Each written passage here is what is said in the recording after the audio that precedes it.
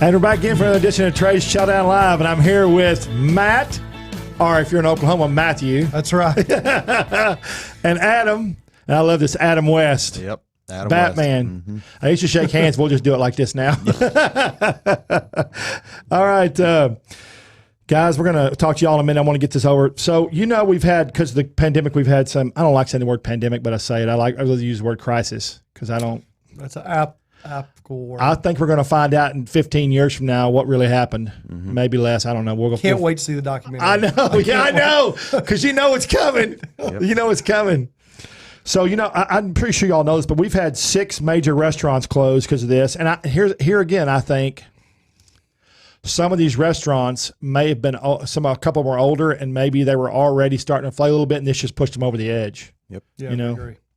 The Bird Cafe in Fort Worth and Sundance Square is gone. 560 Wolfgang, they'll do something else there. It's gone. It had 10 year or 11? It was a long time. Yep. About 14 years. Yeah, longer than I thought it was going to make it. The View. Well, the View. The atmosphere. Oh, yeah. Highland Park Cafe. That was weird.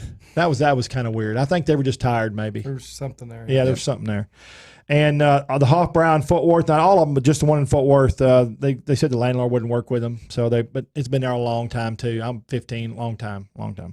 And then, of course, this is not a restaurant with a Lizard Lounge and down there in Deep Ellum. It's gone. Mm-hmm. But what do you do? So yesterday was National Barbecue and Burger Day, and of course we talked about that. But we had both our lists out, and they did really well. At Trinity Groves, we had that new Some Dang Good Chinese restaurant. That's what he called it, Some Dang Good Chinese. That's Team Phil Romano's new concept, and it is absolutely wonderful. I've got a blog out now. We went out and been there a couple times, and they've got a fresh noodle and dumpling bar. They have 7 Chinese chefs back there, and everything is absolutely delicious. But go to Trey'sChowdown.com and you can read the blog. And Texas Monthly is out with their best, I don't think I have with me, but with their best barbecue for 200 places for this year. No, I haven't seen that yet. Oh, yeah, you got to see it. I think I got it I thought I had it with me, but it must be in my briefcase or my bag. When did that come out? What, a week ago? We're working pretty hard. Yeah, you are. You're working your tail off, aren't you? All right, and that's it. So before we get started, y'all's websites for local Yocal barbecue? Yeah, local Yocal BBQandGrill.com, local Yocal farmtomarket.com. So if anybody wants to dial in while we're talking, they can do that. Get on it. So we got before we start, we got local Yocal barbecue and grill in McKinney, which I love. And you won the best craft burger. For the Hamilton, which is awesome. Yep. And then we have local Yocal Farm to Market, butcher shop where it all started. Yeah, that all started there. Tell us a bit about that place. So the Farm to Market, we called it a farm to market instead of a butcher shop because we want to be a lot more than just a butcher shop. So if you come there, it's a local market. But we started out in the farmers market, and we learned some things about the American consumer. We learned that they like air conditioning, they like a roof over their head, right, and they like fresh, not frozen beef, and they like to shop other than Saturday morning. Right. So we opened the butcher shop so we could sell our cattle, and kind of outgrew ourselves about 4 years in. Started taking on grower partners, and so now we're known for our Wagyu beef, our grass-fed, grass-finished beef, and then we work with 44 Farms Angus. So whatever your flavor is, we have it. We've got great heritage pork, house-made bacon, house-made sausages. Right. Really great sausage program going over there at the butcher shops. It's a great little market. It is. And before the crisis, you were doing classes there. Yeah. So we're going to start our first class next week. Awesome. I was just going to ask you about that. We're going to start next Saturday. So, the Steak Wheel 101 classes were what we got to be famous for, because the class was, so I got a whole carcass. Right. Everybody wants a ribeye, filet, and a strip. We did the class, we get rid of everything else. Right. And it's a fun time. Anytime you can come out and drink and hang out and eat 18 cuts of steak, people like that, right? So it's a great time. We're behind on doing them this year because of the crisis. So we erected a tent. Can you say erected a tent? So, yeah. Okay. Yeah. So we erected a tent in the parking lot of the restaurant, so we can have a patio area. Oh, we're doing live music, And so I have a place, because with the spacing, I got to space people out. Right. How many people you say you're in there? 18? Well, 18 steaks. We usually run 50 people in a steak class on the front porch of the butcher shop. Right. But with the new spacing, all right, so 6 people per table is what I've always done, but put groups together. Right. It was kind of community seating. We Sure. can't do that. So now we're doing it where we're going to have more tables spread out under a big tent, and we'll let groups come and you book a table. You want to bring 2 people or you want to bring 6 people to a table, it doesn't matter to us. You're paying for the table. So we're going to start a week from tomorrow. Are you sold out yet? We just...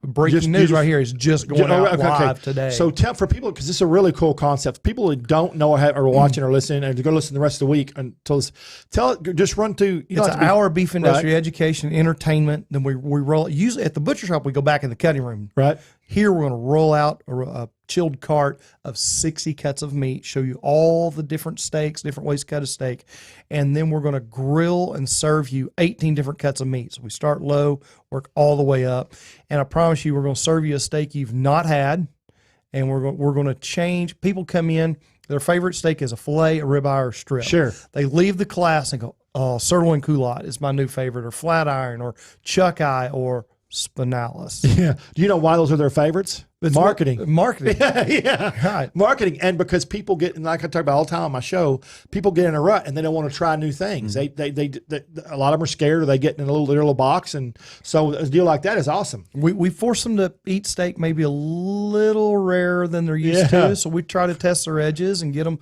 to come down, try some medium rare, try some things rare. It's like, I'll meet you where you're at a little bit, but you got to come over here and see where I'm at. Now, too. do you cook those, Adam? I will be, yeah. Okay, that's awesome. And you get they get, is it a question and answer? They can talk to you and answer questions? It's very much open forum. That's awesome. Absolutely. Yep. That's really cool. It is. Do you enjoy doing that? Yeah, I've done it a couple of times. You know, whenever I joined the company, we were just on the precipice of opening the restaurant, and so a lot of that stuff continued at the butcher shop. And I took part in some of them in the beginning, and then the restaurant took over, right? And so I didn't have a lot of time to dedicate to doing these classes. But we'll be going back through this and getting it back up again. And now that we're through the crisis, we can actually start doing them again. Yeah. So. And you said 60 cuts. 18 cuts. I was going to say, what is it? We show you 60 cuts, but we cook 18 for you to eat. Okay. I was going to say, you couldn't, definitely they could eat that many. No. Well, we could try. You could try. And what's the price for that? So it's $400 a table, Right. up to 6 people per table. Normal price is $75 a person. Right. So you get a little bit of a discount Sure. for booking the table. It's pay for 5 people and the 6th one's free. Still, it's worth it. Hey, It's find a worth it. friend. Find a friend, book a table. Go to Grace or Knife or anywhere else and take a couple or take 4 people, see what it costs you to eat. I have people who come from Dallas that tell me this is too cheap. Yeah. This is too cheap. They can't convince their friends to come because nothing that's only $75 a person is worth going to McKinney for. Yeah, but you know what? Let's be fair. Literally, once you leave Fort Worth now, it's all one city anyway. I can go to Dallas and I can go to Dallas and shoot up 75 to McKinney, and there's never a gap. So it's all one city anyway. Well, hey, good news, it's only 20 minutes from Dallas to McKinney now in the new crisis traffic. That's right. Yeah. Oh, we talked about that. Essential drivers are apparently really good drivers. Yeah. I get on the expressway, the tollway, and I can just blow. You can 90, 95 miles an hour. And I don't see any, like we talked DPS, about. he does not mean that. I don't mean that. Well, like we talked about the first month, it was hardly anybody out because I had to go to the ranch and other things, and I was still going and talking to chefs and trying to figure out what was going on. And then as time goes on, like you said, when they opened it back up again, the first week, second week, third week. Yeah. How was it this morning? It was a light. I really thought it would take us. Normally when we come here, it was about 20, 25 minutes faster to get here today than it normally would be. Traffic is really light. I don't know if when we were talking about this, I think the work from home is going to be here to stay. I think so. And that could help us Sure. Out in the bedroom community, if you would, in suburban. So I think our lunch business will see a gain from that. Also, too, don't you think that the family meals and the take home and curbside is going to stay too? If you hope work so. it? I mean, our butcher shop has been doing phenomenal, and we're about to remodel over there and add some things. And Chef's been doing some meals. I'll let him talk about some meals to go. There'll be things you can just go home and pop in the oven and warm up. But also giving you things that you can come in and cook your essential. Sure. Pun intended, cooking the essential. Right. And then we'll help you with some other sides so that you can go home and warm some things up and get those things out of the market and enjoy some of the restaurant experience that Chef's created. in the take-home version, play the home version. So what? So and during this, and we're talking about local Yocal in a minute. Well, I guess we'll go ahead and talk about that now. So you had the farm to market, and then you opened up the restaurant. Yeah. Now the restaurant's been there 2 years now. A year and a half. A year and a half. October was a year. October 19 was a year. So you started that, and then of course, during the pandemic, y'all never stopped. I mean, y'all were doing all kinds of vegetables and take home stuff, right? You were doing a lot of different things. Box. Y'all were doing the box stuff, which apparently was going very well. Yes, that went viral. But so, yeah, we were working with Chef's Produce, doing these produce boxes for the first 3 weeks when people couldn't get produce. We were doing that. We opened our barbecue trailer up, right? And y'all also did a thing where you did parking lot concerts or something, right? Yeah, we did that. We're about 4 or 5 weeks in to that now. So we did before you could come in the restaurant. Right. We did car hop style. Stay in your car. We'll bring food to you. We did that the first weekend was right before we were able to open the restaurant. So we did that, and it was so popular. We've continued to do that, and that's when we've put the tent up in the parking lot to create this large outdoor dining, open air patio. Social distancing, the new term we're going to have to live with for the next 10 years. Yeah. But when this started, and and I called you, and I called chefs all over the place because I want to get everybody's opinion. You and I discussed about who was going to be able to survive and make it work, and who wasn't. The people who were going to be able to adapt and overcome and change really quick, make that rotation. And figure out what was going to work for them were the ones that are going to survive, and that's basically what happened. Because I've got restaurant franchises and restaurants here and locally, and that's where that are up. I mean, they're actually up, and they're flat. They didn't lose any sales. They're at the same they were, and that was their due diligence and making changes and offering everything they did. Yeah, like y'all did. Well, we have some friends that are up. We're not up, but we're trending well. We're doing better than a lot of people. We're fortunate that barbecue lends itself to go very well. Chef changed the menu, kind of got with it. The food trailer helped, but yeah, it was the people that and they supported you. People supported us. Yeah. I will say the support for local restaurants has been great. Huge. I hope people will continue to do that for a long, long time to come. But chef's ability to pivot and change we're small enough of a company that we can roll our sleeves up and change, where a lot of people are like, well, we just do this one thing, we just do this one thing, we don't know. Those days are over. They're gone. Yeah. So you said the word pivot. I've heard that word in the last month probably 10 million times. I've heard it once. Yeah. So you did. So tell everybody what you designed during what you designed for everybody, how it worked out for during the crisis, and what you're doing now. So obviously, initially, that major pivot in the beginning was to go towards the produce boxes and kind of getting people an outlet to be able to come and pick up all these items in one box with a dozen eggs, and to kind of do those things. The only thing we weren't giving out was toilet paper. Right. But changing and shifting, kind of adapting to overcome what we were put up against and the hand we were dealt. Right. So that was our initial one, and then immediately getting the food truck fired up, got a location for that, and just immediately started seeing some serious, y'all followers used everything at your disposal to make it work. Exactly. Yeah, exactly. You didn't leave no stone unturned. What was your biggest hurdle you had to get over in your mind for you when it all started, when you knew it was coming and it happened? What was the biggest hurdle that you had to get over? Probably the transition in general of taking everything that we've ever done as a business model and as a restaurateur, right, is to feed people, right? To prepare food and feed people. And you do that day in and day out, 15, 20 years. That's what you know how to do. Yeah. And then to transition that to assembly line and putting together produce boxes and dealing with more of a retail side of it versus the restaurant side was certainly a challenge. Getting people to understand, hey, you know what? I'm a server. Well, today you're an assembly line worker. That's right. So how did you source the vegetables? We literally called Richard Torres at Chef's Produce. Said, "Man, I know you got stuff sitting down there because everybody was stopped, right? Yeah, So what do you got?" And he said, "Man, I'm doing the same thing because I'm thinking the same thing you are. Here's what I'm doing." I said, "Well, let's do it." So I took him some local Yocal boxes, and he figured out what we could fit in that, and we worked it out. And then literally he was bringing us a truck loaded with produce. And the next day we bring another truck and take that one empty. So we were going through pallets. And you have to think about this. This is all stuff that happened very quickly. Hours. I mean, you had to react. Literally hours. It's Bam, like bam, hours, bam. a couple of days. It was, Yeah. So I paid for all of my spring semesters of college doing fruit baskets. So I understood the assembly line, put things together. Wait, stop. So again, you said what now? I sold fruit baskets at Christmas from the time I was in high school through I paid for every spring semester of college. I'd sell 1,500, 1,800 fruit baskets at Christmas. Are you serious? Yeah. You would get them and put them together?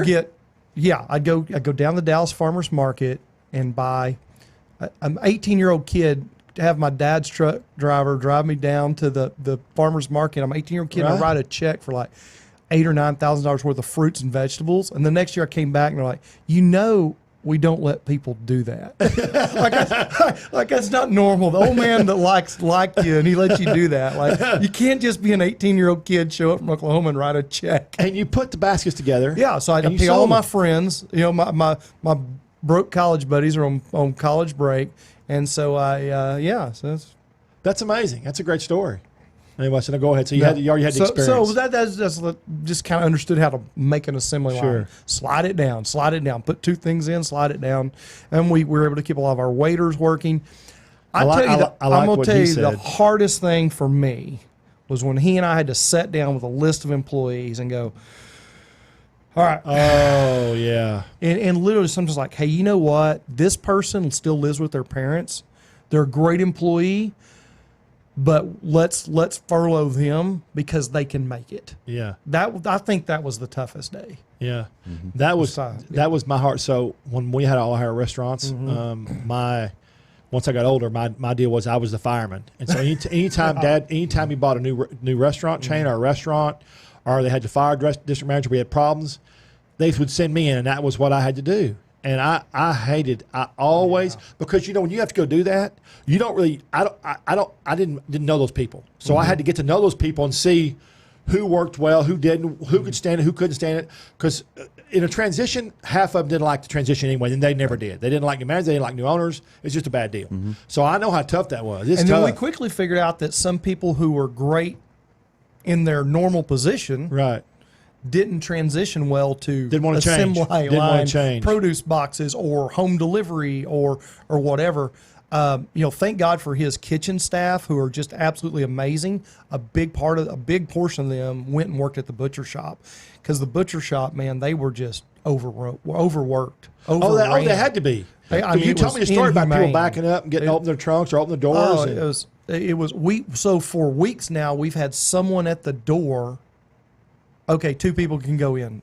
Okay, 3. You feel like you're in a bar, a club? Yeah, we literally have a bouncer at the door letting people in for weeks and weeks now at the butcher shops, because we really only need about 10 to 15 people at a time in there. So it's been, the butcher shop has been something. Don't you? Is it phenomenal? A lot of people would do it. A lot of people would open up a restaurant and then do a butcher shop. Yeah. You opened up the butcher shop, did the restaurant, and now it's amazing that you have it, because it helps you both. It helped you both ways during the pandemic or during the crisis. Even coming out of it, we have meat. So I said, I didn't have some magic crystal ball. I just understood the industry and realized when this comes back, when we turn the light switch to restaurants on, there's going to be a sucking sound, and there's not going to be enough meat in the supply chain for everybody to open. Right. And we saw emails from broadliners saying, you may not have ground beef next week, right? I'm like, well, we don't buy ground beef from the system. We have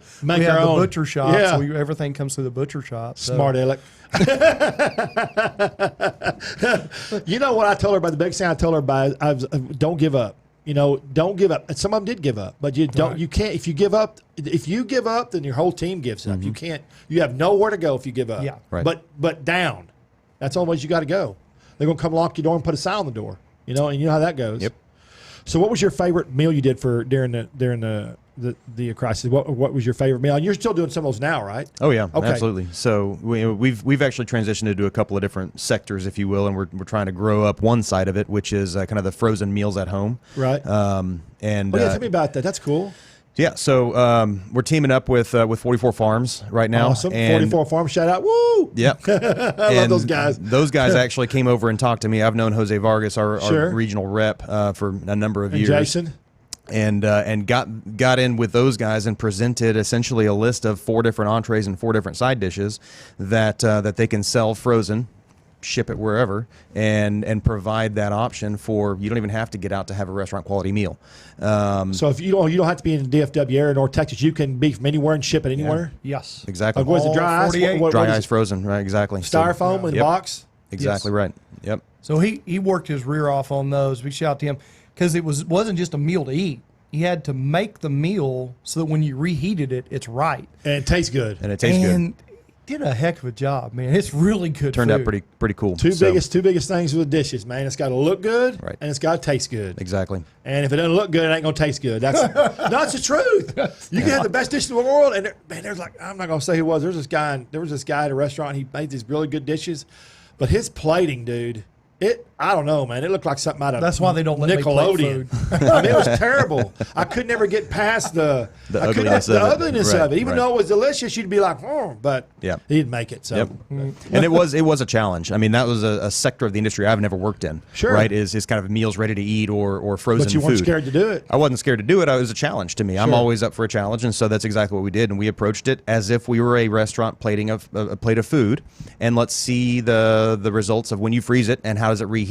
And we had some flops. We had some things that just don't reheat well. Sure. That was to be expected. But we chose dishes that, pot roast is an example of that. We have baked ziti. We're using all of their meat, right? So we're highlighting the product of the meat that they're providing for us, and then pairing it up with local seasonal ingredients that actually cook well and freeze well and then reheat well. So there's 3 steps of that, right? And so, but utilizing kind of my restaurant knowledge of how a dish should look and how it should taste, and using ingredients that aren't necessarily, we're not limited to what you would normally see, and using preservatives and all those other things. Because as long as you're eating it and you're ordering it every 6 months or whatever, and you're using it, it doesn't need a bunch of sodium erythorate and all that other stuff in there, right? Stuff that kills you, it's not good for you. It's real food. Yeah, it's real food. So real food, real good. His hotel background came in to making large. Yep. Making 100 of a meal. So 100 meals at one time. You were in the hotel business. I didn't know for a long time. Yeah. I thought you were in the Batman business. No. Never actually pursued that side of it. Dude, how the heck do you get a name Adam West? I would have a big ass cape on the back of my chef's coat. Yeah. He's too humble. He's too humble. Oh boy. I probably should look into that. That would be fantastic. I dare you. I dare you.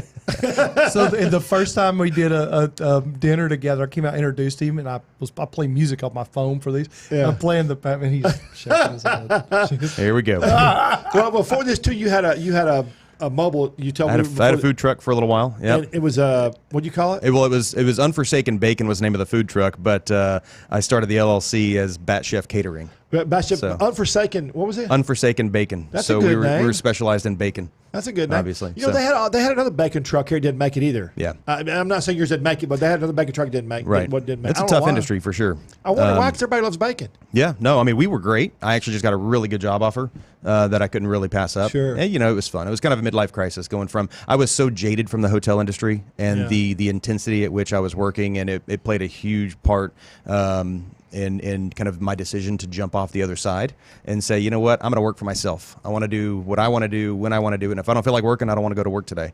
Sure. And I did that for a while. And then, bills piled up and, life called. So I'm sorry. But I had to get back to it. So, and I missed it. The rush of being in a restaurant is unlike any other. I used to have nightmares of the ticket printer going. Getting crammed. Yeah.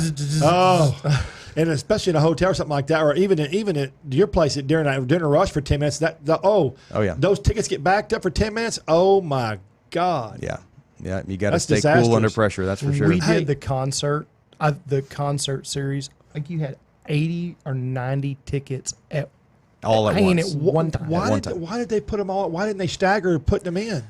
I don't want to talk about it. Okay.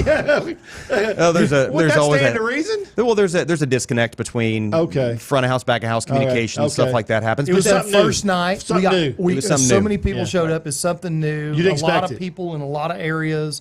People wanted to get out, didn't they? It was that was a big part of it. 300 people showed up in cars. Hey, what do you think they felt safe? What do you think about the new boutique hotels? Well, they're going to do well. Yeah, I mean that's actually where I came from. I was at okay. Hotel Zaza for 6 years. You want to kind of call that the original boutique in Dallas, right? And then I was in Dallas for 4 years and 2 in Houston. So I went down to Houston, took over the restaurant down there, and did not like Houston. No offense to Houston, but I just wasn't a fan of it. It wasn't Dallas, wasn't home. So didn't like it a whole lot. Got home as fast as I could, and that's when we opened up the food truck. But yeah, the boutique hotel is definitely something that is in a lot of ways here to stay. But the one thing that they're hurting on right now is the price point. Right? Sure. So getting people to understand that you can go to the Marriott and you can pay $200 a night, or you can come here and pay $350. What are you getting above? Especially now. Right. Oh my Lord! I don't know what they're going to do. Yeah. They better have some deep pockets. Is all I know. Yeah. I told you all earlier. Marriott just put a big news release out yesterday that they were going to furloughed for another 3 to 6 months. Mm-hmm. Just skeleton crews. Yeah. It's just not there. I mean, it's unprecedented. I mean, this is. I've got plenty of former coworkers and colleagues that I stay in touch with from Houston and Probably Dallas. don't have jobs. They've all been let go. They've all been furloughed. They've all been, down to the skeleton crew where everybody else was going to go, but your salary, you're staying, and you're going to run all this by yourself, right? So they're definitely hurting. So.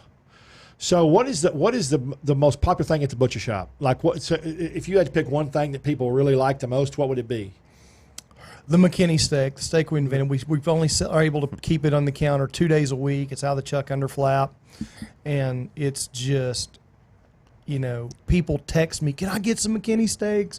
Like Facebook. All my friends, they're always joking. People are like, "Well, I know Matt. I met Matt. Yeah, I need everybody's McKinney your best steaks. buddy when you want a steak. When they want a steak." So the McKinney steak's pretty popular. Ground beef's been a little popular the last couple of months. Yeah, But the McKinney steak, sirloin culotte, that's another one. It's only 2 on a steer, so very popular. Not normal cuts, or kind of a little bit unique to us. Yeah, brisket's popular.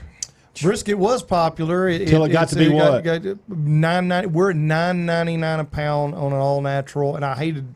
What do you have to though? That's to where chain it's reaction. At. I mean, that's a so let's 44 Farms all natural. Let's talk brisket. about this a little minute. All right. 'Cause I know you want to. I know it's going to burn a hole in you. We're going to talk about it a little bit. Okay. Let's explain to people why the Packers are controlling everything. 85% of the people control 100% of the market, which is right. Well, 4 Packers harvest 85 to 93% of the cattle in the United States. The outside looking in, there's a lot of government oversight. There's USDA reporting, but it's through forward contracting and captive supply. They also own these big packers. Also own a lot of the feedlots, so they have enough of their cattle in the pipeline that they could care less if they buy yours or not. So there's a lot of layers. There's a lot of layers to it. Then there's the distribution model that they report profits on the packing side, but then there's the distribution side. Right. So there's other sides to that business where there's income streams that aren't reported.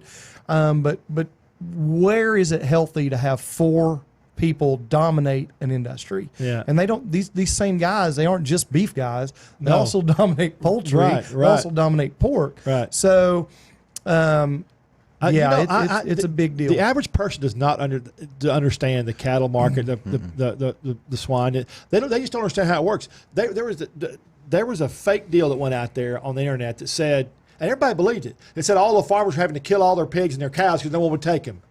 Right, we weren't euthanizing cattle. No. Now they were aborting sows, so they were taking bred sows and aborting them in the Midwest. Now a chicken only lives for 6 weeks, so you can just kind of shut that down. Yeah. But you had a lot of problems with these plants. So what's going on with these plants?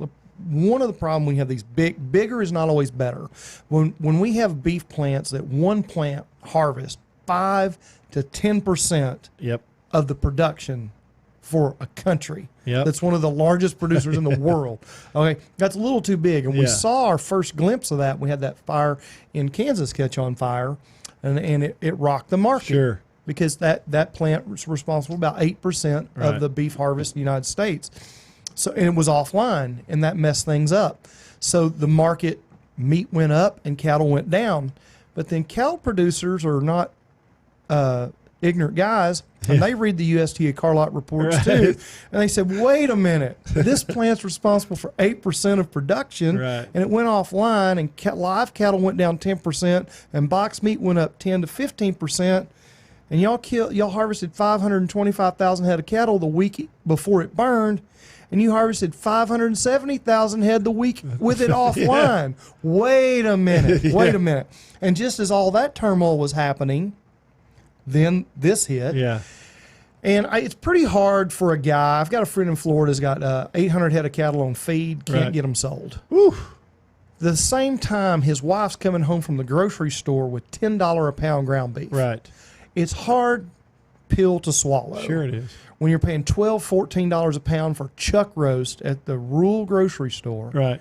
and $8 to $10 a pound for ground beef, and you can't sell your cattle, Right. or your I'm not selling it. I'm just letting them eat. I got tons of grass. I was letting them in. I'm not even gonna. Because the price is ridiculous and it's not fair. Right. Yeah. It things are out of whack. Now these plants are operating at limited capacity with our restaurants.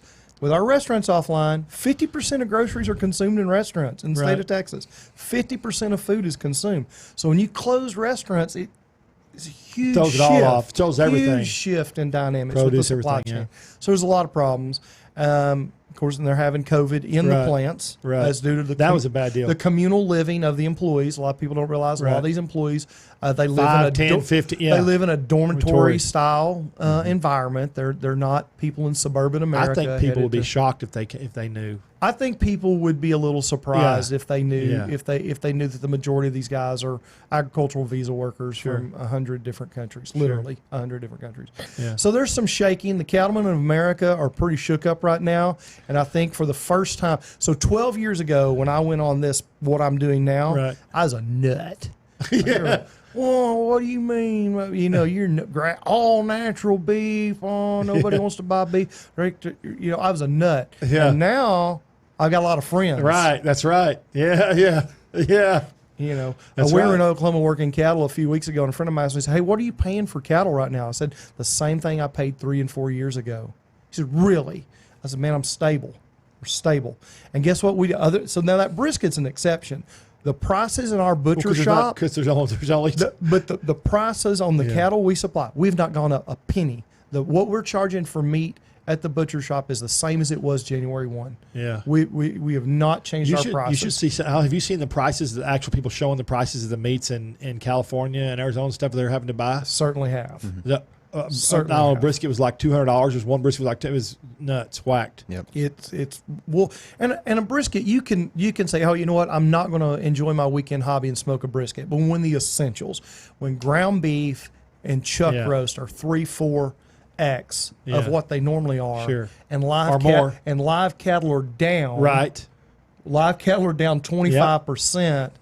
It's a hard pill to swallow. It just makes you mad. But you know what I've noticed, because my dad was part of the Cool program. He went to Washington several times to talk about that. And country of origin labeling. Yes, for those who don't know Cool. Yeah, and the whole Cool's mandatory country of origin labeling. Yeah, I'm a fan of. In the last 20 years, though, you've seen this big shift because ranchers and farmers didn't really get involved, but the last 20 years it's gotten stronger and stronger and stronger and stronger about all that because it's just not fair. It's really good. They took Cool away in 2015, 2016. It went away. It just one day we woke up, we didn't have Cool anymore. Yeah. So if you're a large company, you would certainly like to bring in some cheaper product from some other countries and blend it in with the American product and put it out there. The amazing thing about the American consumer, so there's a lady that has a big name in the meat business. She's like, 85% of consumers buy on price only. They buy on price only. I'm going to tell you what. I don't believe that. You give the American consumer the choice. You put a American label on a food product, and you put a Brazilian label on a beef product. The American consumer will pay for that American product. They will, but you got to give them the choice. You got to give them a choice, and that's what I've always been about. Hey, you don't have to buy meat from me, but I won't give you the choice. I want you to know where it came from, how it was raised. But some of them are buying the Brazilian meat and putting the American price on it. Yeah. Oh, absolutely. Yeah, right. Are. You don't know. How do you know? How do you know what you're getting? Yeah. Absolutely. You can tell if you look at it. You'll taste it. But it's a big challenge, and we need to get country of origin labeling back. Yep. We do have some issues to work out on the Canadian border. A lot of American cattle go up to Canada to finish and come back. we got to work out that the Canada issue. We have a Mexico issue with NAFTA. I'd be okay with a North American. I'd still be okay with a product of USA, Canada, Mexico. That's a good product. That's still a good product. Yeah, as long as it was all over. If we had, I'd like to see 2 labels: product of USA, product of USA, Mexico, Canada. Sure. And then as long as it's regulated, yeah. May contain products from Brazil, may contain products from Uruguay, may contain products from there's a lot of, needs to be there. There's a lot of big Texas, a lot of ranchers in the United States that have cattle in Mexico. They're partners with, I tell you what, 20 years ago, the quality of cattle that came from Mexico were, we used to joke, boy, that M Ranch doesn't raise very good cattle. They have to M brand all the cattle coming from Mexico. Well, that M Ranch is producing some pretty good cattle now. Cattle and tequila. They are producing some pretty dang good cattle out of Mexico. So I'll give them that for sure. So what do you think your next biggest hurdle is? Where are you going to go from here? What's your next biggest hurdle? What do you think the next biggest challenge is for the restaurant business? Our immediate challenge is getting people back to work. Sure. We've not hired back as many people as we'd like to. The government gave me some money and said get everybody back to work by June 30th. Enough. No, but people won't come back to work. Yeah. I mean, so we're hiring. We're trying to hire why they people. won't come back to work to get getting a heck of a check to stay home. So, and I understand that. Yeah. That's the government's fault, not the people's fault. More than some people really are scared to death. Our other challenge is just adapting to these new spacings, to the new world. It's pre 9/11, post 9/11. Right. How we flew before 9/11, how we flew after. Yeah. So I think this outdoor dining, we're pursuing that. You know what? I've always loved outdoor dining. I've always been a huge opponent. If you go to my website, it'll tell you. I have one of my biggest quotes is, "I like bringing the outside in and the inside out." And I like restaurants open up in front, and you've got the whole thing. I like outside dining. It's just for me. It's like a street dining in Rome, in Italy, or New York, in Germany, or New York, or wherever. Right. There's the atmosphere is more vibrant. It's more lively. It's just a whole lot more colorful. There's just a whole lot of things about it. Yeah, you just feel better. You feel better out in the natural sunlight. Yeah. And now it's fresh air. It's fresh air because turns out sunlight kills this stuff dead. Yeah. You know what? That's another thing too. That's another thing why people got so scared during this thing, because it just kept getting mixed. It's unknown. Reports. I think there's just so much. There was so much unknown. Yeah, it was just unknown. So much unknown going into this. It was crazy. It was like the bar eating at the bar. And we talked about that. Yeah, this like they set some rules. So what we talked about was that the state put out some rules, and a friend of ours owns a restaurant. Spent a day and got that rule reversed because the people who wrote the rule didn't understand how a bar worked. They literally had no understanding physically how a bar works in a restaurant. And that's sometimes we have legislators or regulatory authorities. It's important to have people from the industry. Sometimes the experts aren't the experts. We'll talk about that. So what's your biggest challenge going to be in the kitchen? I guess keeping it staffed, just make the changes as you go along. Right. Yeah. Keeping staff. And then of course, again, my role at the restaurant is much more than just in the kitchen. And so I deal with a lot of the front of house staffing issues as well. And that has been a challenge. We are in the higher mode right now. Sure. The other thing too is what we're seeing a lot of is places like Indeed, where we're getting 20 to 25 applicants a day, of which none of them show up. And are you serious? Well, they're checking their box so that they can keep getting that unemployment. Checking their box. Wait! No, so they can keep getting that check. Oh yeah, absolutely. But they don't want to. If you offer it to them and they don't take it, then they lose the check. Right? That's correct. But they don't even show up to the actual interview. They don't show up. So we don't. But see, what I just learned is actually Indeed a couple of years ago started, and I don't know if I can say the name on here, but they actually started a program where you log into your account and you've got a dashboard, and it'll actually summarize how many jobs you've applied to this week. You can click that printout, and then that is your proof that you've applied to all these places, so you can continue to get your benefits.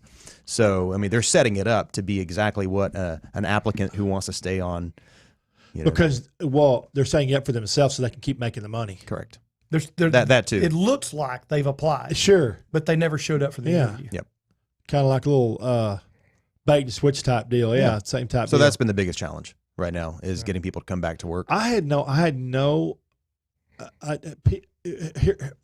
I just can't believe. I know some people are actually scared. I don't know what percentage of them. Absolutely. Some people are, and are they're sick, or they're, and if they get it, people that have it issues. could kill I mean, them, or it could kill them, seriously kill them. And I understand it, but for the biggest part, I don't understand why somebody would want to sit at home Right. and not, even if they're getting paid, and not go. I mean, I would have a hard time doing that. Right. That's It's just, we'd have a hard time stealing a car, but there are people who steal a car. So, Right. so we're not, we're crazy workaholics. I mean, we've been people like, oh well, I guess y'all took it easy with all this. Well, he and I probably worked as hard or harder than we've worked ever. Sure. During all this, but well, that's what I've been telling everybody. Everybody say, what you've been doing, man. I'll tell you what I've been doing. This deal. What I used to go to a restaurant and talk to a chef and maybe get in the kitchen or whatever, food's coming in. Thank you. I've had to be on the phone talking to chefs and restaurants all day, searching who's open, who's closed, who's delivering, who's not, who's shut down, who's open. Yeah. It's Well, my you've job called me tripled. 2, 3, 4 times just to make sure you had up to date information Yeah. on us. We're, checking on us. I really appreciate you were just checking on us a lot too. Yeah, it was. Well, it's just it's a tough Find out industry. you had a finger on the pulse. I think you've had if there's anybody out there listening needs a finger on the pulse, Trey Chapman has a finger on the pulse. I called what's people in going on. Abilene. I mean, I went to Paris. It was important to me. All right, so here we got this is the burger that won the best craft burger in North Texas. Adam, I'm gonna let you talk about it. All right, here. so this is the Hamilton. The story behind this one, obviously, is that whenever we had the food truck years ago, the boys on the truck wanted to create a burger that was too big for Mr. Hamilton himself to eat. Original had 2 patties, but this has a Wagyu beef patty, 2-3 slices of brisket, depending on the size, bacon, jalapenos, onions, obviously caramelized onions, and then, of course, the jalapeno cheddar sausage. Jalapeno cheddar sausage. Which is made in-house. It's pretty awesome. And then Tillamook cheddar over the top, a little bit of mayo on the bun. I mean, it's about a pound of meat. It's a big boy. It's an awesome burger. I mean, that's why it won the. It's agricultural support system. There's every level of agriculture is supported there. Wheat farmers, dairy farmers, Look at that. pig farmers, cattle ranchers. And that's why I picked it. I've got a nice little video of it too if you go to tracechatman.com and just go to the burgers, it's very easy, burger tab. There'll be a video in there. Did you like that music for that? Good, bad, and ugly. And, of course, we put the fruit on there as just to give your cardiologist a break. Yeah. So this is a pound of meat, if I remember right? It is. It's a pound of meat. So that's amazing that you came up. And so how many of these you think y'all sell? I mean, I want to ask you, hang on, I want to ask you a question. And you don't have to be, but did your sales bump up after the article came out? Did you notice an influx in the it did. sales? Yeah, absolutely. That's good. Absolutely. And it was already a very popular item, obviously, don't get me wrong. But the biggest point on this is that you got to be, this is a commitment. Right. Yeah. You got to be either really hungry or slightly crazy to order this thing and expect to finish it. Okay. How many people order it and go, oh my God, I didn't know it was that big? 50%. Oh, yeah. 50%? Really? 50%. My 81-year-old dad ordered this Saturday, and I don't know, he just had never ordered it. And I guess on the menu, he just hadn't seen it. He goes, well, I got a burger with my name on it. I'm ordering that. And my sister's like, Daddy ordered the burger. He doesn't know what it is. He's like, oh my, what in the world? Yeah. Well, also too, I guess the menu, you can't put the pictures of everything on the menu. So you don't really need, it just sounds good on the menu. And then when it comes out, it's just like, you can smell it coming first off. You can, when they're at the corner table, you can smell it. It's just, the presentation's awesome. But it all works together. So I'm going to tell you something funny, work. though, because we had this on the food truck. So when Chef came up and joined us, and he and I literally physically worked on the restaurant for months. Right. And then we finally are going to get to be a restaurant. So he's like, all right, menu. He's working on menu development. He's like, what things do we need to have? I said, well, we've got this Hamilton burger. And he's like, really? All of that on a burger? And he's like, can I touch it? I said, well, you can touch it. Don't kill it, but you can touch it. And so then he's like, man, I just don't know. That's a lot. And he says, hey, we prototyped one of those yesterday. It's pretty good. Yeah. So there you go. That's pretty good. So it all works together. It's insane, but it works together. A lot of people split it. What's funny is that if one of the meats was off, it wasn't cooked, prepared. If one of the meats wasn't cooked right, the whole burger would be off. And every time I've had it, it's just been, spot on. Yep. It's absolutely delicious. So for people that don't know about the grill, because I have a hard time explaining because it's just so beautiful. Tell us that building was a grocery store. It's a wholesale grocer, so it wasn't open to the public. When was the building built? 1917 and then 1931. Yeah, there's two parts to it. It's just a beautiful, eclectic type building. Then you left. It's old brick, open truss brick. Yeah, and it's got the docks out. The docks aren't front, but the dock was out front, right? The patio was a loading dock. That's where, so that they would bring the railroad siding went right along the east side of the building. They would unload rail cars of groceries into the building, and then they would load. I have a picture up in the hallway of Model Ts and wagons backed up to the front of the building being loaded with groceries. Dirt, I guess, dirt roads. Brick paved road. Brick paved road because the freight depot was in our parking lot, and the people depot was right across the tracks. So it's a whole little area. Oh yeah, we're at the epicenter. Back in the day, we were, we're on the east side and things are coming back that way. But back in the day, we were at the center. Okay, now that I'm thinking about it, if I'm staring looking at the parking lot, there's lots of room on both sides of the track. Right. Mm-hmm. Okay, so all siding. Okay. There was literally a depot in our parking lot. The rail line that's there was a north-south, 2 sets of rail lines, and then there were 4 or 5 sidings between our building and in our parking lot. Can you imagine how busy that was? Can you imagine? I mean, it just had to be crazy in there. Steam engine. You see this picture. I'll show it to you next time. Steam engines to me are still phenomenal. To think that somebody came up with that. Yeah, and but to run down. Intricate. Yeah, and run down the tracks like that, it's just, they're still cool looking to me. Yeah. I mean, it just, I don't know. It's weird. It's just for me, I can't imagine how somebody even builds or can engineer something like that. It just phenomenal. Well, both of our buildings, so my butcher shop's and building was built in 1885, the restaurant's and building built in 1917, and people say, what? They can't quite put their finger on what authentic. Yeah. The buildings are authentic, the food is authentic, the people are authentic. Everybody, staff in every area is always nice. Mm-hmm. Always, a lot of restaurants will have it's always nice. Yeah, we don't want you here if you're that person. Yeah, we don't want you here. So I knew Adam before. Never thought I'd get a guy like this come work with us. You knew Batman before. We come on. So I knew him when he was at another restaurant in Dallas. And God just kind of put on my mind to call Adam and see if he'd come up, and he did. And the thing we've agreed on is there are great people in the F&B industry. There are great people. Sure. And there are some turkeys. Oh, yeah. And we want to say... Turkey's a nice word. That's a very nice word. So we decide we want to be the non-turkey place. So we just put it out there. Hey, you know what? If you can't pass a drug test, this might not be the place for you. Yeah. And if you're looking to come in here and cause drama and dude, I have a friend of mine, Ben. He owns a bunch of ranches out west, all the way to Abilene, all the way out South Texas, dude. And he does a lot of farming too, and he puts his ads up, and they are just. He's like, all right, I got a job for somebody to run a big tractor, but I don't want a meth head. I don't want a tweaker. I don't want a drama. Air biscuits. Because he doesn't give it. He puts this stuff down. It's like, right. Dude, a lot of people want to say that, but you can't say that. But it's funny. Well, Dave Ramsey says donkeys don't like to hang out with thoroughbreds, and thoroughbreds don't like to hang out with donkeys. Right. So if you have a majority of thoroughbreds, right, you'll get rid of the donkeys. Right. When we opened, it was a challenge to get enough thoroughbreds. Opening a restaurant's tough, especially 2 years ago. Oh yeah, it's hard to hire people. So we've got the greatest people. Since you said that, before I was going to do it at the end of the show, but since you said I'm going to say it during this crisis, restaurants were closing. So Phil Romano opened up his new concept to some dang good Chinese and got a lot of flack for it. And then and this next week we have a new restaurant opened up called the Salty Dog. It's the Salty Donut.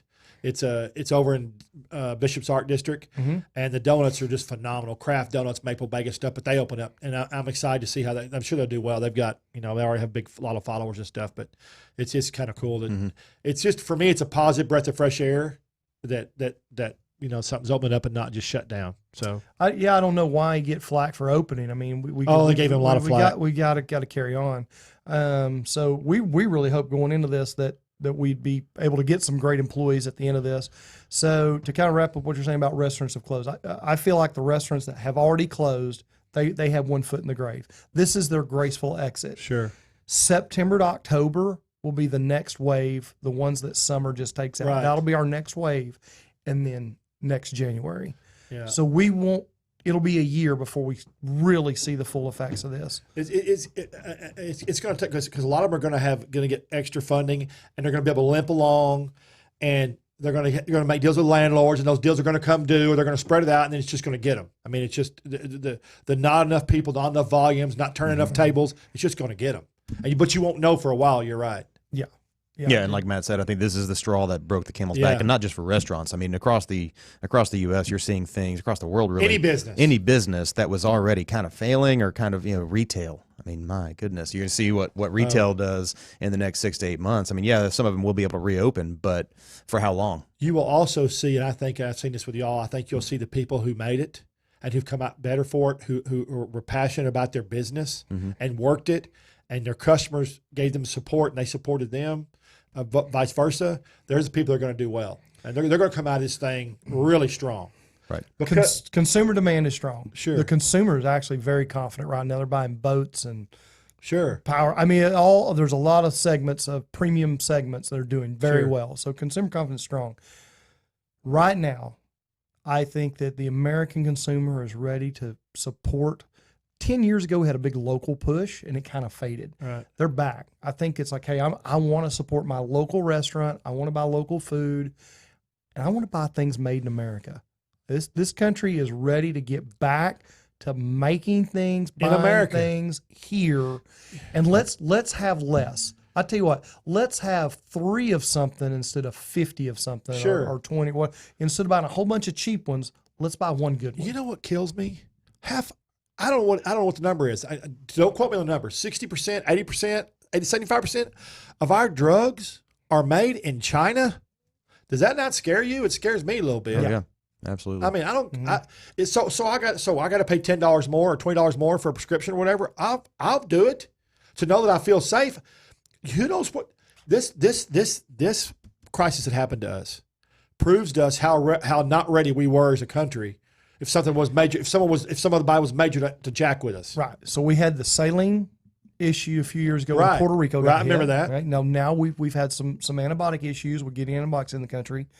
Do you really want to let your food supply go to South America? No. Do you really? Because do you think we ought to keep American farmers and ranchers producing our food?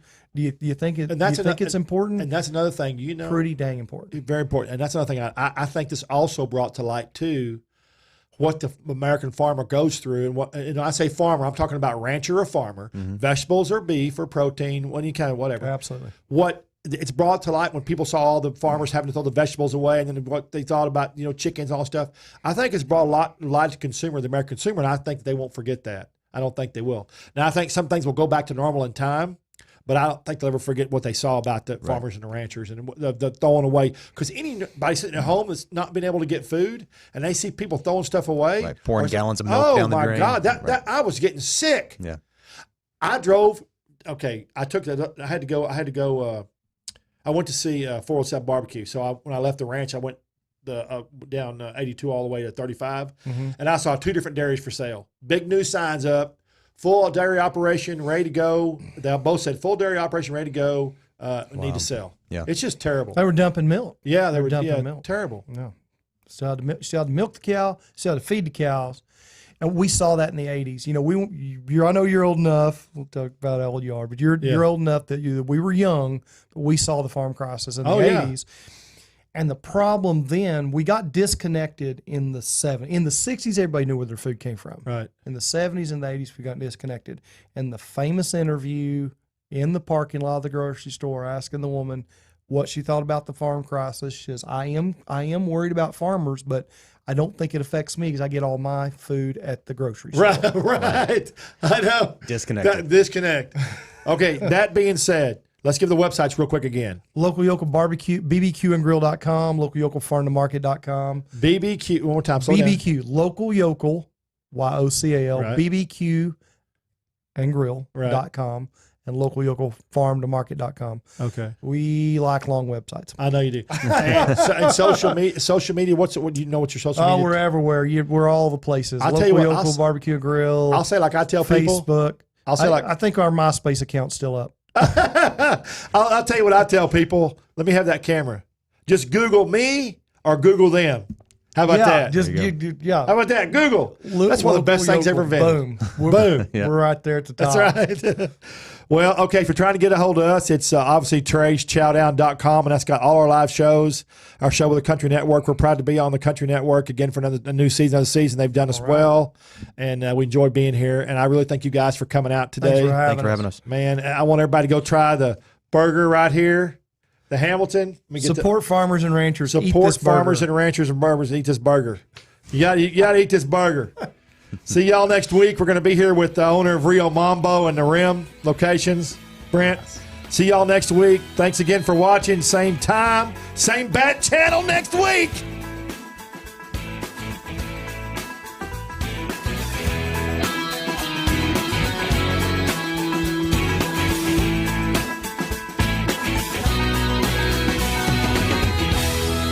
Hi, I'm Trey Chapman, publisher of TreyChowdown.com. I'm passionate about finding the best food, drinks, and chefs and sharing it all with you. I should know I have over 5 decades of food experience. Find me on any podcast platform, Facebook Live, or just Google me. Now you can watch and listen to all my great finds every week on my live TV and radio podcast at Trey's Chowdown Live.